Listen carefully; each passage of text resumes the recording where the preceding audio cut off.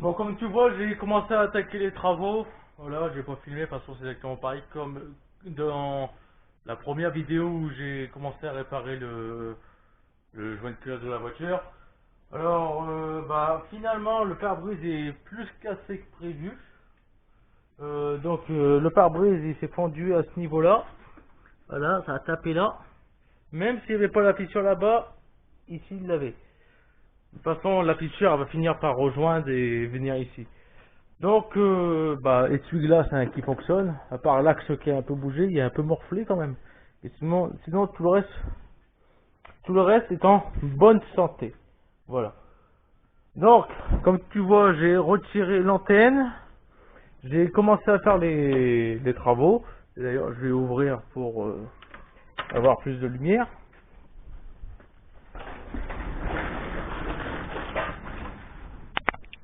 Voilà. Alors, j'ai retiré le sel de toit. Alors, il est collé. À mon avis, c'est collé avec de la colle à pare-brise pour éviter que cela fonde.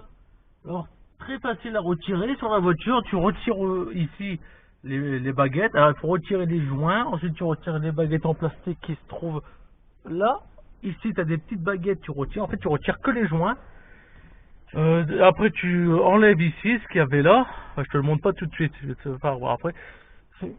Qui est là, du coup. Ça, là, l'éclairage plafonnier.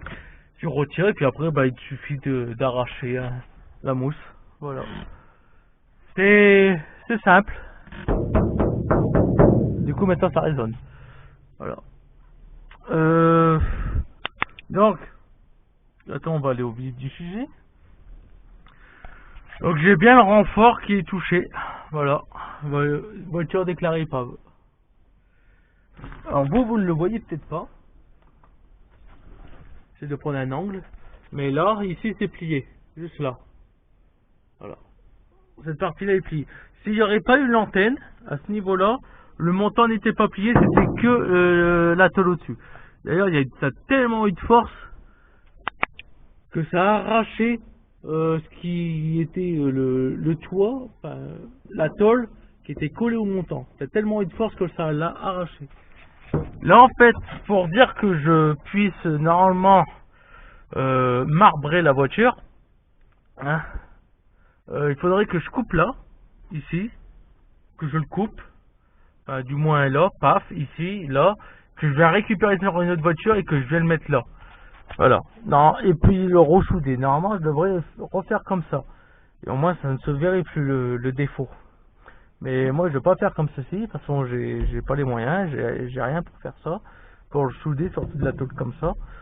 Je vais essayer de voir pour le redébosseler par moi-même, c'est-à-dire tournevis.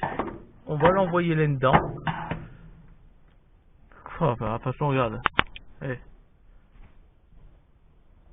Regarde. Ça se plie tout. Ça se plie comme du beurre. Regarde, je vais voir comment je peux faire. Au pire, je découperai là.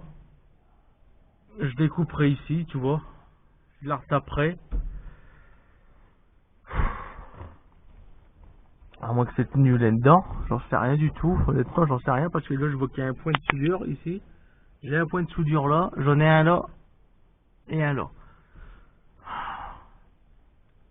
Mais ça, c'est tenu. Au pire, je vois, je perds, je pète les points de soudure, je redresse. Et je fous des rivets à la place. Je vois que ça comme solution. Donc on se revoit après pour voir ce que j'ai décidé de faire comme solution ou pas. Ça va copain? Pas belle l'auto? Regarde ça. D'origine. Allez. Je te dis comme ça se voit même plus. Voilà. Bon, bien sûr, il y a des petits picots. Hein. Mais bon, c'est pas grave. Ça va disparaître. Je vais poncer. Je vais poncer à nu. Je vais mettre du mastic. Si ça sera bien. Voilà. Je vais voir, soit je fais un carré là. Tu vois, un carré. Pour pas avoir besoin de repeindre tout. change de quelque chose. Mais en tout cas, j'ai réussi à bien rattraper ici. Voilà, il y a encore des petites cuvettes. Et bon, là, il y a quelques années, ça va être une passoire.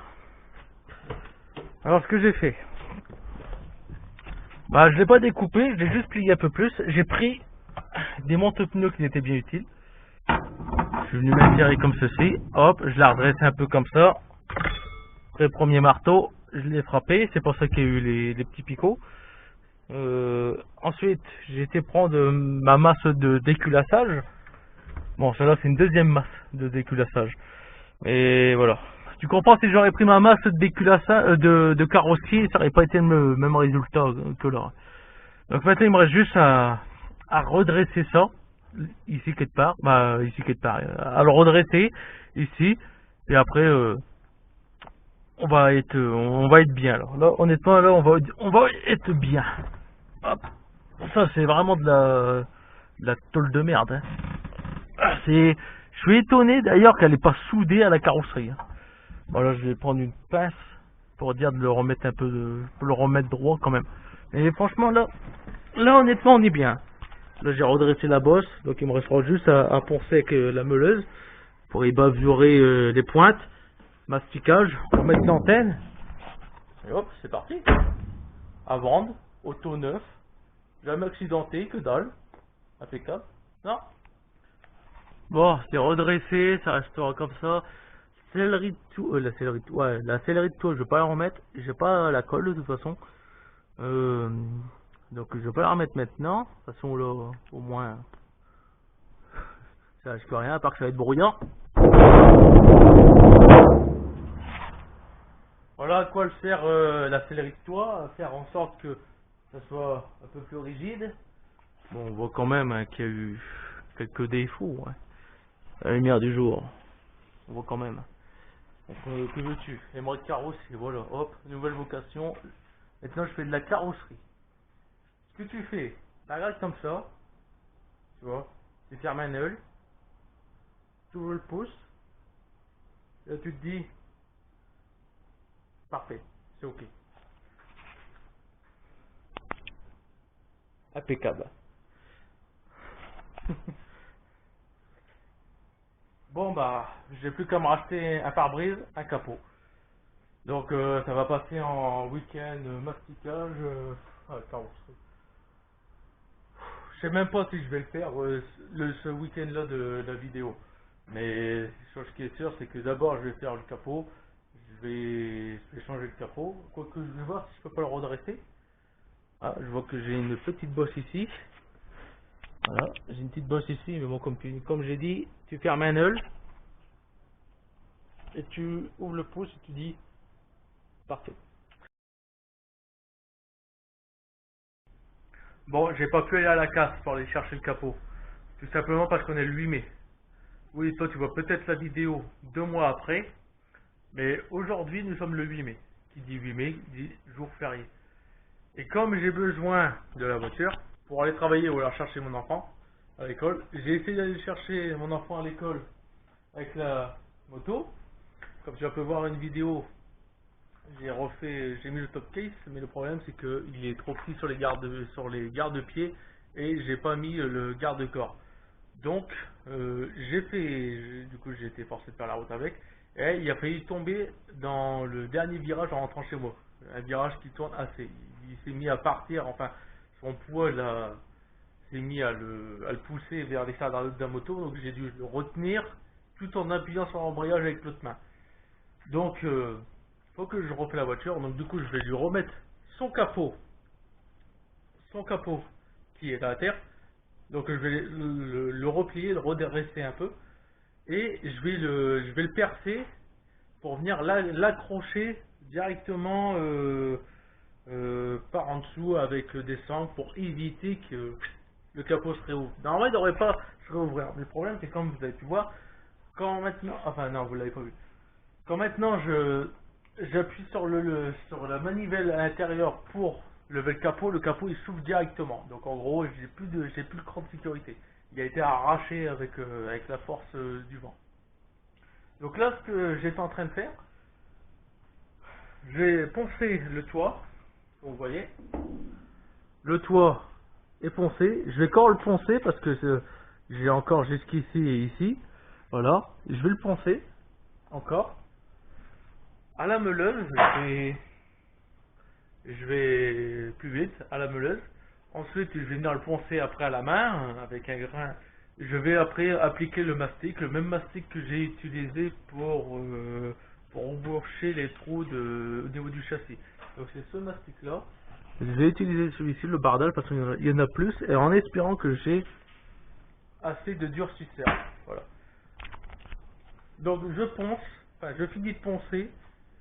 Je fais pas de timelapse, je mets rien du tout parce que je sais pas où est-ce que j'ai mis ma caméra frontale, à moins que c'était la caméra dorsale. Donc dessus j'ai le support caméra, mais là je ne sais pas où il est. Normalement je l'accroche ici, normalement ici, mais là je ne sais pas où il est. Donc je vais vous zapper cette étape et comme ça aussi la vidéo sera moins longue. Après peut-être que je vous accrocherai dans mon étagère directement. Comme ceci pour vous parler, tout ça. Voilà. Donc je vous annonce déjà, j'annonce la qualité de vidéo va peut-être changer d'ici quelques temps. Je vais changer de caméra. Là la caméra que j'utilise c'est une Essentiel Extreme. Alors une Essentiel B de chez Boulanger Extreme quelque chose, je sais plus quoi. Elle fait de la 4K, elle fait de la 4K Ultra HD. Je le mets pas en 4K parce que mon ordinateur il est pas assez puissant. La dernière fois que j'ai fait ça, que je l'ai mis en 4K, j'ai failli cramer l'ordinateur, donc maintenant je suis redescendu à 180p. Mais là, comme je vais avoir un nouvel ordinateur qui va arriver, donc là je vais avoir des caméras. Je vais prendre d'autres caméras qui sont un peu plus performantes. GoPro, je vais prendre GoPro, je ne sais pas encore laquelle. Et je pourrais avoir une qualité de vidéo encore meilleure. Si cela, ça vous dit. Mais bon, revenons au sujet. Donc, je finis de poncer. Je ponce, je vais faire un carré, je vais mastiquer et je vais mettre après en peinture. On se retrouve après. Alors voilà, toute la partie que j'ai poncée, il y a environ 30 cm ici que j'ai poncé en hauteur. Donc j'ai essayé de le poncer vraiment pour retirer tout ce qui était les picots, la peinture qui était qui avait fendu en retapant derrière avec le marteau. J'ai essayé de refaire un truc à peu près droit, voire avec des creux. J'ai retapé au marteau dessus pour le renfoncer, pour dire d'avoir un truc à peu près droit. Là ici j'ai des creux et là aussi. Comme ça le mastic il va bien s'appliquer. Surtout ça, ce que je cherche à faire. En fait le plus abîmé c'est ici, c'est là, c'est le devant. Après si j'aurais été carrossier, j'aurais pu très bien, je vais à la casse, je découpe, vous savez, je découpe une bagnole, hop, ici, ou alors je découpe tout le toit, hop, je le dégage celui-là, puis j'en refous un nouveau, et puis après je chaude, tout ça, mais bon comme j'y suis pas, là je vais faire vraiment un truc de réparation pour plus que ça se voit. Le pare-brise de toute façon il va dégager, pas maintenant, mais il va dégager. De toute façon, je pense qu'à l'heure où tu verras cette vidéo, la voiture j'aurais sûrement vendue pour repasser sur une autre chose. J'hésite entre soit une Dacia Logan, première génération, soit me reprendre une Volkswagen Passat comme j'avais avant. Exactement comme j'avais, soit la phase 1 ou la phase 2. Moi c'était une phase 2. Voilà. Donc d'ici là que tu vois cette vidéo, alors je l'aurais sûrement vendu ou alors je l'aurais mis en vente quand tu verras cette vidéo. Bien sûr. La personne qui voudra l'acheter sera au courant déjà de tout ce qui a été fait et de la réparation qu'il y a eu. Parce que je vais lui dire comme quoi que s'il veut l'épreuve de tout ce qui a été fait dessus, il ira sur YouTube. Donc il verra cette vidéo, voir exactement ce qu'il y a eu. Le pare-brise lui, il partira. Bien sûr le jour de la vente, de toute façon je le vendrai avec sans contrôle technique. Moins de 6 mois. Et comme ça, tout le monde sera sûr. Bien sûr, la personne sera au courant de pourquoi il y a une réparation sur le toit. Voilà. Donc maintenant je vais passer au mastic, je vais refaire ça et puis je vous reprends après. Le mastic s'est posé, j'ai mis un peu trop de durcisseur. Alors bizarrement la pâte à mastic, elle est plus comme avant. Elle est maintenant couleur bleue. Donc j'ai mis un peu trop de durcisseur, donc elle a vite tiré. Et là elle est quasiment déjà sec. Donc je vais maintenant laisser que ça sèche entièrement. Je vais lui laisser toute la nuit pour dire que ça sèche. Et puis après je vais venir le poncer pour essayer de rattraper quelque chose de lisse. De toute façon il y a encore des aspérités. Bon, j'ai rattrapé, on voit quasiment plus les bosses. J'ai à peu près bien refait. J'ai fait de ce sens là et de ce sens là. Alors j'ai fait en premier de ce sens là mais ça va pas. Donc après j'ai fait de ce sens-ci et là ça allait mieux pour boucher les trous. Donc c'est pour ça que c'est comme ça. De toute façon, comme je vous ai déjà dit, je ne suis pas carrossier. Euh, je ne suis pas mécanicien, je ne suis pas carrossier, j'apprends tout par moi-même et sur le tas. Et là je trouve, honnêtement, là je trouve que j'ai quand même bien réussi à faire ça. Donc dis-moi en commentaire quoi, toi ce que tu en penses, mais moi je trouve que là je l'ai bien réussi. Alors je vois plusieurs vidéos et autres, ils disent pour dire que ce soit pour que tu passes à moins de temps à le reponcer pour faire un aspect correct, il faut que ça soit lisse. Mais le problème, j'ai mis trop de durcisseur comme je l'ai dit. Donc bah, ça a fait un effet granuleux. Mais bon, ça c'est pas grave. De toute façon, je viendrai le poncer. Moi, ma délimitation, elle est ici, à ce niveau-là, et jusqu'à ici. Voilà. Donc ce que je vais là, ce que je vais faire, je laisse durcir, je le poncerai, hein, au 120 directement. Après, si ça marche pas à 80, s'il y a encore des trous, je remettrai un peu de mastic pour le boucher. Et de toute façon, je vais prendre une décision. Soit je repeins que cette partie-là en blanc. Bon, ça fera un carré, mais bon, voilà. Ou soit, je viens foutre un cache-misère. C'est-à-dire, je vais venir mettre un covering de ici, du pare-brise à ici, jusque là. Un covering noir, tu vois, ou alors un film blanc, pour pas que ça fasse drôle. Mais ça, je vais voir. Est-ce que je repeins cette partie-là, ou alors je ponce tout ici, je repeins en blanc ou d'une autre couleur, tu vois, ou soit je mets un covering pour faire, pour cacher la misère. Voilà. Parce que je voudrais repeindre tout le capot, ça je sais faire, peindre. Je sais peindre à la bombe, mais le problème c'est que à la bombe, tu vois, il y a des endroits où tu en mets un peu plus que d'autres, donc ça se voit la lumière du jour, et ça ne tient pas dans le temps. Enfin, comment dire, avec les années, la peinture elle va devenir de plus en plus mate, voire s'effacer avec les pluies acides et la pollution. Donc après, ça se verrait, mais comme je l'ai dit, la voiture, d'ici que tu vois cette vidéo, ça se peut que je ne l'aurai plus. Voilà, ça se peut. Donc là maintenant que ça a fait son effet, je vais faire le capot, je vais le redresser, je vais redresser les ailes surtout, enfin les ailes, les extrémités du capot. Je te montre.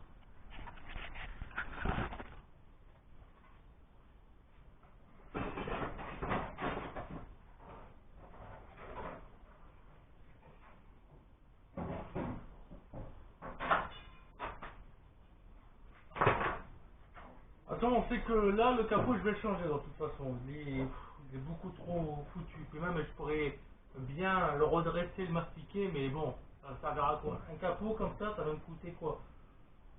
Environ 50 € si je vais à la casse pour un capot. Voilà. Et comme je vais le changer, ce capot-là, je vais le mettre en déco quelque part. Je vais peut-être l'accrocher sur la toiture pour me rappeler qu'il faut bien fermer son capot quand on vérifie sa voiture. Voilà. Donc là, le petit logo de l'antenne. Donc je vais redresser.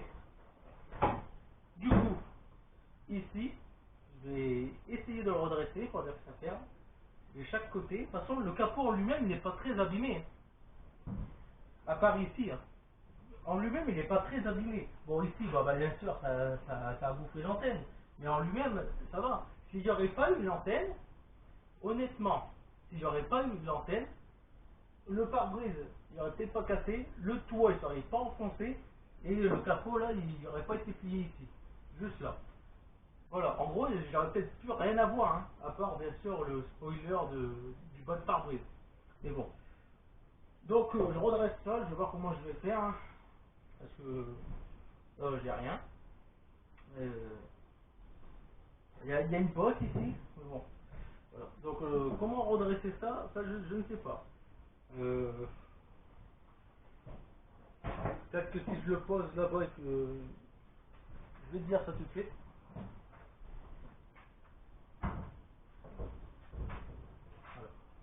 Donc pour cette partie-là, je vais me servir de l'étau pour faire appui. Et cette partie-là, après, je vais voir pour me servir d'établi pour le plier. De toute façon, c'est juste pour dire de le remettre quasiment droit. Comme je t'ai dit, quand maintenant j'appuie sur le levier pour voir le capot il saute. Parce que ici, la sécurité qui est là ne se fait plus. Elle a disparu. Voilà. C'est à moins, soit sa sécurité ici, ou soit c'est la sécurité du capot. On regarde ça après. Je replie ça et on regarde ça après si c'est la sécurité du capot qui a cédé. Bon, voilà, ici je l'ai replié, j'ai à peu près retrouvé la courbe. Ici je l'ai un peu trop plié, mais je vais le laisser comme ça. Et lui il est reparti comme ceci, mais je vais le laisser comme ça de toute façon. Donc là on va regarder si c'est la sécurité du capot qui a cédé. Je sais pas te dire parce on voit toujours ici le clips, mais bon, à mon avis, il y a tellement de force sur les côtés pliés que paf, ça a sauté. En tout cas, il y a eu quelque chose ici, ça a griffé, voilà. Enfin, tant pis, au moins, voilà, je l'ai redressé. Maintenant, je vais le remonter puis je vais voir si j'ai pu faire comme je voulais. Oui, donc désolé s'il y a des coupures, tout ça, si vous ne voyez rien, mais j'ai pas le choix, je retrouve pas mon truc. Donc j'espère que la vidéo est toujours intéressante.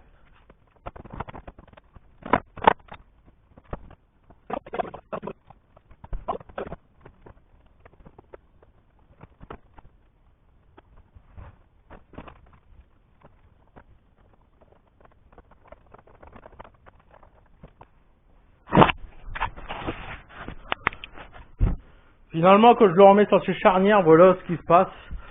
Voilà comment le capot se met. Donc, est-ce que c'est les charnières qui sont aussi pliées? En tout cas, là-bas, le joint il touche.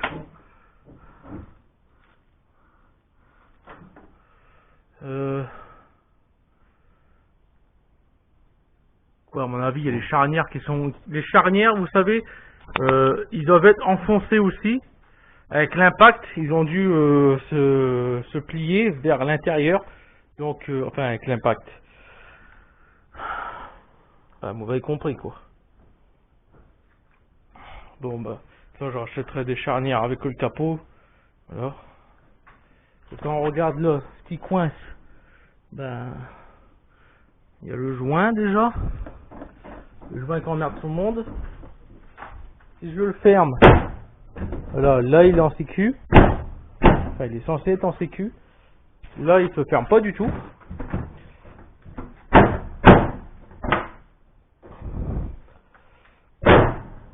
Voilà. Là-bas, il touche sur l'aile. Bon, ce que je vais faire, je vais redévisser, je vais le tirer un peu pour voir, pour le renfermer. Alors, tant que j'y suis, je vous fais un truc préventif. Surtout, n'achetez pas un turbinator. C'est comme ça que ça s'appelle sur Wish, eBay ou Amazon ou les autres sites. Oui. Vous n'achetez pas un turbinator. Le turbinator, ce que c'est, vous savez, c'est le truc que j'ai installé à l'admission qui est ici et qui a une hélice normalement avec, comme c'est un truc atmosphérique, l'hélice est censée tourner, de faire tourner l'air pour avoir un meilleur mélange d'air-essence. Maintenant, pourquoi je te dis ne pas acheter? Je viens de voir un truc. L'hélice a disparu. Il n'y a plus d'hélice. Voilà. Juste pour ça. Donc, soit les quais de part là-dedans, soit les quais de part sur la route. Voilà. Et en plus, comme c'était une hélice qui était un peu tranchante, à mon avis, elle doit être quelque part. Donc, s'il y a quelqu'un qui la retrouve, désolé. Mais voilà. Je ne suis pour rien. C'est chinois. Voilà. Donc, je vais le démonter maintenant. Et puis, je vais remettre son truc d'origine. Donc, voilà. L'hélice a disparu. On va savoir où elle est. Connerie chinoise. Tout connerie ça. Bon. En tout cas, elle n'a pas pu se désintégrer. Voici le résultat après quelques coups de masse de carrosserie, comme en témoigne ces petits carrés. Donc j'ai redressé un peu le toit. Il a fallu que je reprends un certain endroit avec avec une pince. Donc là, ça ne touche pas l'aile. Malheureusement, ma masse de carrossier, elle, a un peu touché l'aile, qui est ici et ici. Vraiment léger, quoi. Bon, ça, de toute façon, ça se verra pas. Je mettrai de la peinture anti-rouille. De toute façon, il me semble que l'aile, ouais, l'aile a été un peu enfoncée. Voilà. Donc, bah, il y a ça qui est flottant, hein. Mais bon, là, elle se barrera pas. Elle sera bloquée avec le balai d'essuie-glace. Et là, elle est bloquée avec le capot qui est ici. Je le remets parce qu'il y a le moteur d'essuie-glace qui est là. Et il y a les fils qui sont juste ici. Pour éviter qu'il y ait un court-circuit ou que la voiture vienne cramer. Tout simplement pour ça. Donc, bah, j'ai remis à peu près le capot à sa place. Voilà. Donc, il tient. Il tient. Voilà. Donc, c'est impeccable. Ça fonctionne. Voilà. Comme neuf, hein. Quasiment comme neuf. Donc, quand j'appuie sur le levier,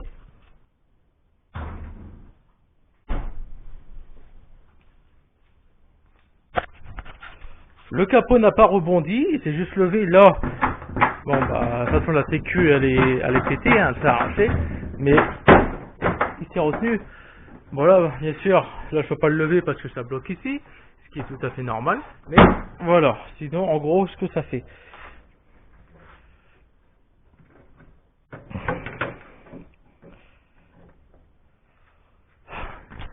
Donc, c'est quoi qui a pété ici, exactement? Donc, à mon avis, ça s'est plié, hein. Comme on voit, c'est vers l'arrière. Pour moi, ça doit être encore plus vers l'avant. Et bon, avec la force du vent qui s'est engouffré dedans, ça l'a arraché, ça l'a plié. Voilà. De toute façon, le capot lui sera changé d'ici une semaine. Quand j'aurai pu y aller, je peux y aller que le week-end. La semaine, c'est pas possible. Mais j'ai une heure. J'ai une heure pour pouvoir y aller et j'ai environ 30 minutes pour pouvoir me déplacer jusque là-bas. Donc j'aurai pas le temps d'y aller, le temps de retirer de l'argent, choisir mon capot, le démonter, il sera là. Donc pendant une semaine, je vais rouler avec ce capot-là. Donc je vais voir maintenant comment je peux le fixer pour pas que il se renvole au cas où si la sécurité est complètement pétée du capot. Donc je vais voir ça. Soit je perce 2 trous dans le capot pour vous voir le sanglé à l'attache remorquage qui est à l'avant. Je vais voir si je fais ça ou non, mais après si je fais ça, ça pourrait être suspect et là je pourrais me faire arrêter parce que pour véhicule dangereux, ouais, ça pourrait être suspect comme ça. Ou alors je fais un trou, tu vois ici quelque part, je fais un trou, je passe un câble extenseur, je le reprends ici, je le plonge là-dedans et puis je l'accroche par en dessous. Je vais voir comment je vais faire. Et là maintenant le capot ferme correctement.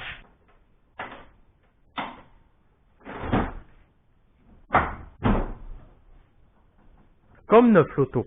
Voilà, donc j'ai bien pris la peine de pouvoir mettre de l'écart ici pour pas que ça touche l'aile. J'ai plus d'écart là, mais bon, qu'est-ce que vous voulez que je vous dise? Voilà. Donc le capot, bah une fois que j'aurai changé l'autre, alors j'espère bien le retrouver en blanc. Non, là la casse où je vais habituellement, et que j'avais dit que je voulais plus aller, bah, de toute façon il n'y a que là-bas où je peux trouver des AX. Donc la dernière fois que j'avais été, il y en avait 2 voitures blanches, des premières générations. Et donc en gros j'aurais le logo qui serait ici, en espérant que les capots sont identiques. De toute façon là-bas il y avait 6 ou 7 AX, je vais comparer. Après bah s'il n'est pas identique au niveau des fixations, bah tant pis, j'en prendrai un d'autre couleur, un gris ou un noir. Comme ça si j'en prends un noir, bah en gros j'aurai ici capot noir et puis là ici je viendrai mettre quelque chose de noir. Voilà. Donc nous voilà au lendemain. J'ai passé l'étape en vidéo, le ponçage, pour que j'ai pas trop de temps. Aussi pour dire que je perds pas trop de temps. Donc là, je ne saurais pas faire mieux de toute façon. Il y a encore des endroits comme ceci, où c'est vraiment... il y a encore des crevasses, on va dire. Sinon, dans l'ensemble, c'est lisse au toucher. Je vais pas le peindre parce que de toute façon, ça va se voir qu'il y a eu quelque chose ici. Ça se verra tout le temps. Donc là, de toute façon, je peux pas faire mieux et je sais pas faire mieux. Tout ce qui est travail carrosserie, moi, là, je suis un peu perdu. Quoique je m'améliore à chaque fois que j'en fais, mais là, je saurais pas faire mieux. Si ça aurait été lisse dès le départ, ça aurait pu être correct. Mais là, non. Parce que là, si je commence à gratter où c'est granuleux, comme on voit là, je vais refaire des trous en fait. Donc je vais laisser comme ça. Après, je pourrais passer encore un petit coup de mastic pour plus que ça se voit. Mais ça va rester comme ça. De toute façon, au toucher, c'est lisse. Et à force de poncer, de toute façon, je commence à enlever toute la couche. Voilà. Donc ce que je vais faire, c'est que je vais mettre un film plastique. Ça. Je sais pas si ça va durer dans le temps. Honnêtement, j'en sais rien du tout. C'était des trucs que j'avais acheté 2 euros. 2 euros les 2 mètres dans un truc de déstockage. En fait, c'est surtout pour des trucs de bureau, ordinateur, tout ça, si tu veux faire un autre truc. Donc, ce qui est bien, c'est qu'il y ait pile de la bonne largeur pour reprendre jusqu'ici, pour reprendre tous les parties où ça a été poncé. Voilà, c'est pile de la bonne largeur pour pouvoir venir mettre ça. Je sais pas si ça va tenir dans le temps avec l'eau, la chaleur ou autre, mais de toute façon j'ai que ça. Donc c'est un motif bleu avec des têtes de mort qui est dessus. Et de toute façon j'ai que ça, donc je vais installer ça pour au moins voir, pour au moins le cacher. Parce que là de toute façon ici je le vois, j'ai une petite bosse et j'ai encore des bosses ici de toute façon. Sur la voiture ne sera plus jamais correcte. La seule façon de faire pour dire que ça reçoit correct, c'est on retire tout le toit. On retire tout le toit et on vient remettre un autre toit. Voilà. L'eau, sors de là. Sors de là, ça te fait mal. Allez. Allez. Va autre part. Va chasser des souris. Bon. Donc pour le capot, bah ça donnera ça. Donc là il est entièrement reflexé. J'ai foutu un extenseur comme ça. De toute façon, dans une semaine ça va dégager. J'ai pas pu aller parce que c'était férié. Donc ça, bien sûr, ça va dégager. Donc j'installe ça et on se retrouve après. Donc c'est posé à l'arrache.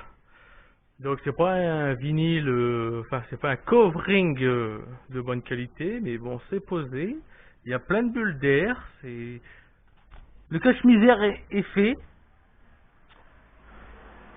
On voit quasiment pas qu'il y a eu un impact, une bosse, tu vois. Il faut vraiment bien regarder à l'œil. Ce que je vais faire, c'est que là je vais la sortir, du coup je vais la garer dehors sur la voie publique. Quand le soleil sera présent, parce que là c'est pas vraiment le cas. Peut-être, avec la chaleur, il va bien se mettre en place, les bulles d'air ils vont partir, tout ça, tu vois, il va se rétracter, et puis peut-être que ça cachera tout ce brin. Voilà. Mais bon, je trouve que comme ça fait plus propre, tu vois, avec le vinyle, même qui est posé dégueulassement, je trouve que ça fait plus propre. Voilà. Donc l'antenne est remise. Tout est remis, j'ai lavé les pare-brises, j'ai lavé les carreaux, j'ai remis l'intérieur. Du moins j'ai remis les montants, tout ce qui était plastique. J'ai pas remis la sellerie parce qu'il faut que je dégage ça. Et ça c'est de la colle à pare-brise, cette connerie là. Donc je vais le dégager. Je ne sais pas comment. Ou alors je viendrai mettre de la glu, ou tu vois, une colle de ce genre là pour venir recoller la sellerie. Sur la sellerie elle est reprise ici par ces petits plastiques. C'est ça qui le tient, ces petits plastiques là, plus ici. Donc je vais voir. Je ne fais pas maintenant parce qu'il va falloir que je remodifie ça là, par la suite. une fois que je serai en meilleure condition pour mettre le vinyle correctement, il faut que je trouve un blanc. Il faut que je trouve un vinyle blanc et au moins ça se verra presque pas quoi. Ça se verra qu'il y a quelque chose, mais bon, au moins ça sera, c'est un cache-misère. Donc pare-brise à changer et le capot, donc ça il faut que j'attends que de une je suis disponible, c'est-à-dire le week-end, donc la voiture va rester pendant une semaine comme ça. Le pare-brise ça sera pas tout de suite, hélas, mais bon. Sur moi le contrôle technique il est encore bon pour un an. À l'heure où je tourne cette vidéo, il est encore bon pour un an, le contrôle technique, enfin moins d'un an. Merci de ton soutien, d'avoir fait partager l'ancienne vidéo plus cette vidéo-là pour dire au moins être monétisé gratuitement pour pouvoir être remboursé de mon malheur. Je te remercie d'avoir regardé cette vidéo, d'avoir liké et on se dit à la prochaine. En espérant que la prochaine, c'est pas une nouvelle connerie, moteur qui casse, pare-choc qui tombe ou autre chose, voilà. Je voudrais quand même que cette voiture soit esthétiquement vendable pour en avoir une autre. Parce que là, je suis sur le projet d'autres voitures, Volkswagen ou Dacia. Voilà. Je vais faire mon choix, je vais regarder ce que j'ai, ce qui est dans mon budget, puis ça sera un nouveau projet. Allez, ciao.